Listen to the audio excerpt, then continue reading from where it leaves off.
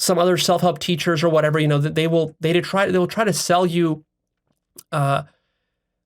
like quick results. Like, oh yeah, you can quit your smoking addiction in 3 months. Or yeah, you can lose 50 pounds of weight in 2 months or something like that. And then you think about that and like, oh yeah, a couple of months. Yeah, I can do this program in a couple of months. I'll get my result. And here I'm telling you that no, you won't get your result here in a couple of months, and not even in a couple of years. It'll take you longer than that to truly actualize your life purpose. Because you're gonna, like, what we're doing here is like, think of yourself as a giant oil tanker with momentum heading a certain direction towards an iceberg. And now we need to turn this oil tanker around 180 degrees. That can be difficult to do because you're massive. You've got a lot of inertia going in a certain direction, and turning that around takes time. But it's one of the most worthwhile things you can do in your life. See, what you have to weigh wisely is the amount of effort and energy and time that you put into something is going to be usually proportional to the amount of benefit that it pays back to you, the dividends it gives you. So if you want something to pay you a lot of dividends for the rest of your life, you can't be foolish enough to expect to get that after a few months of work. If only it was that easy. You have to prepare yourself to work for multiple years.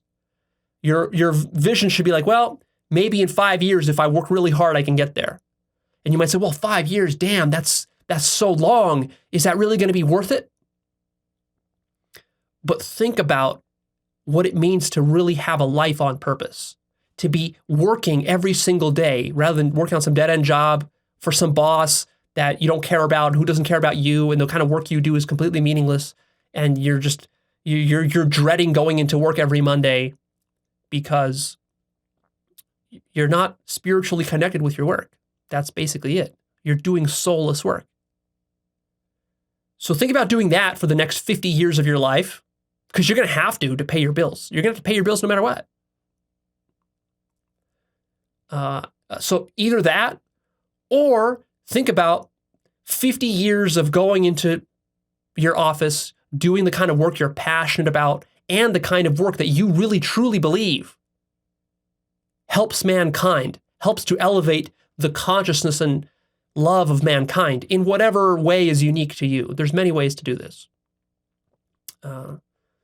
That's what's so great about life purpose, is that it's not limited to a select number of people. Every single human on this planet can have a life purpose, and it can be totally unique and suited just for their personality type. So a lot of life purpose work is just about discovering who you are and what you really want at a very deep level. Once you figure that out, then you can start to align your life with that. And then imagine living your life in alignment with that. Imagine how much satisfaction that gives you, but also imagine how much suffering and misery it removes. See, you have to consider both. It'll give you a lot of satisfaction, but perhaps even more so, it'll remove 50 years of misery from your life. This misery, it drips on your brain. Drip, drip, drip, drip, drip, drip. Every single day, that misery is dripping on your mind, and it's making you more depressed and miserable and angry and bitter with the world. It's making you hate people. It's making you hate the customers you're dealing with. It's making you hate your boss and your coworkers and your clients. It's making you hate men or women. It's making you hate your wife or your husband or your children. You see, because when you're going to work for 8 hours, 5 days a week, and many people have to even do more than that, but if you're doing 40 hours a week of that kind of monotonous, soul-draining labor, and then you come home, what do you think is going to happen? You're going to take that out on your wife, on your husband, on your children, on your friends. You're going to be in a shitty mood. You're going to be a miserable human being. And then you're going to be weak and vulnerable, and then you will get preyed upon by various kinds of toxic ideologies and cults and fascist movements and nationalist movements and false toxic life purposes. because you will have that gaping hole in your heart. But it won't just be a gaping hole. Now there will also be 10, 20, 30 years of misery and deep-seated resentment and bitterness and anger seething inside of you, because you can't express that at work because you'll get fired, and you can't get fired because you got to pay, your kid's bill, electric bills and so forth. So you got to go to work and put on a nice face and be professional. But then when you come home, you're going to be prone to alcohol abuse, drug abuse, physically abusing others, being, a nasty, bitter person.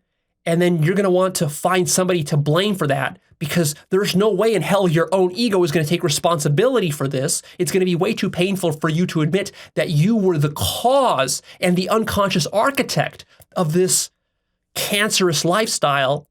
So rather than doing that, what you're going to do is you're going to find somebody out there to blame and to scapegoat, whether it's the social justice warriors, the communists, the feminists, or whatever. See? So you have a choice. You have a choice. Remember that in life, many of the most important choices you get, for most people, they're chosen unconsciously, which means that people fool themselves into thinking like, well, there's not even a reason to make this choice. There's no choice to be made here. But by saying that, you've made that choice. That's the choice you've made, is you've made the choice not to do anything. You've made the choice of being lazy, of just going with the default position. And if you're always going with the default position in life, what you end up with is a mediocre, cancerous life.